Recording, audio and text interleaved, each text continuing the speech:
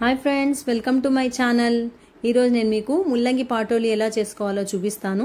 ముల్లంగిలు ఇలా చిన్న చిన్న ముక్కలుగా తరిగి పెట్టుకోవాలి. నేను 4 ముల్లంగిలు తీసుకున్నాను.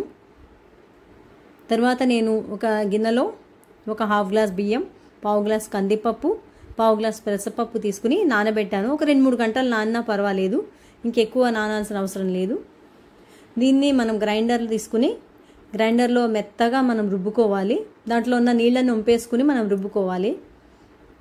ఈ పప్పులన్నీ నానబెట్టుకున్నటువంటి పప్పులు బియ్యం కలిపిన ఈ మిక్స్చర్ని గ్రైండర్లో వేసి దీంతోపాటు ఎండుమిరపకాయలు కూడా వేసేసుకోవాలి. ఎండుమిరపకాయలు అనేదానికి మనం తినే కారాన్ని బట్టి మనం కొలత తీసుకోవాలి. నేను మీడియం కారం కొలత మీకు చెప్తున్నాను.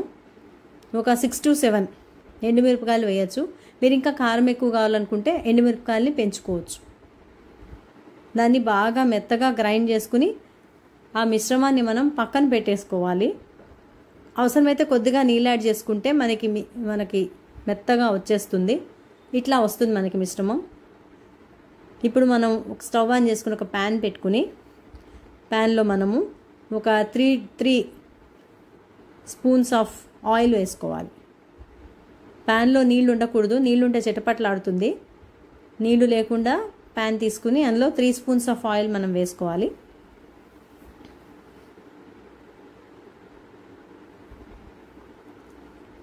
ఎందుకు ఆయిల్ ఎక్కువ వేసుకోవాలి అంటే మనకి కూర ఎక్కువ నూనె పడుతుంది కూరకి. ఎందుకంటే ఇది పాటోలి కాబట్టి మనకి నూనె ఎక్కువ పడుతుంది. అంతేకాకుండా మరీ తక్కువ నూనె పోస్తే బాగా అడుగంటిపోయి కూర రుచి బాగుండదు. కాబట్టి కూర బాగా రావాలి, పొడి పొడిగా రావాలి, మంచిగా రావాలి అంటే మనం అట్లా తీసుకోవాలి.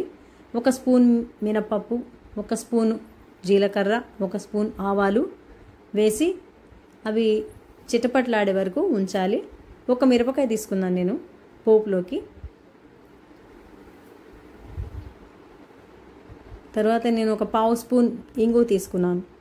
ఇంగు వేస్తే మనకి రుచి చాలా బాగా అనిపిస్తుంది, టేస్ట్ వస్తుంది. ఇవన్నీ కొన్ని వేగాక కొంచెం కరివేపాకు కూడా వేసి వేయించుకోవాలి. ఇవన్నీ కొద్దిగా దూరగా వేగాయని ఇన్షూర్ చేసుకున్న తర్వాత మనం ఇదివరకు రుబ్బి పెట్టుకున్నటువంటి బియ్యము, కందిపప్పు, పెసరపప్పు మిశ్రమాన్ని ఫస్ట్ ఇందులోకి వేసేసుకుని ఉప్పు జల్లుకోవాలి. దాంట్లోకి మనము ఆ ఉడకబెట్టుకున్నటువంటి ముల్లంగి కూడా యాడ్ చేసేసుకోవాలి. యాడ్ చేసుకుని ఉప్పు వేసేసుకోవాలి. నేను ముల్లంగి ముక్కలు ఉడకబెడుతున్నప్పుడు ఉప్పు వేయలేదు, ఒకటేసారి ఉప్పు వేద్దామని చెప్పి వేయలేదు. ఇప్పుడు మనం ఈ మిశ్రమంలోకి ఉప్పు కావాల్సినంత యాడ్ చేసేసుకుని దాన్ని ఉడకనివ్వాలి. సిమ్లోనే పెట్టాలి. స్టవ్ పెద్దగా పెట్టకుండా సిమ్లో పెడితే మనకి 10 to 15 మినిట్స్లో మనకి కూర అయిపోతుంది. ఇట్లా బాగా కలుపుకోవాలి. పసుపు కూడా యాడ్ చేసేసుకోవాలి ఫస్టే.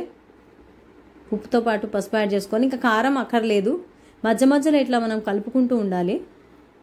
మనకి కూర పొడి పొడిగా అయితే మనకి బాగా ఉడికినట్టుగా తెలిసిపోతుంది. మనకే అంటే ముద్ద ముద్దగా ఉంటుంది. మనకి రుబ్బినప్పుడు మనకి ఎట్లా ఉందో అట్లా కాకుండా కొంచెం అది పొడి పొడిగా విచ్చుకున్నట్టుగా అనిపిస్తుంది.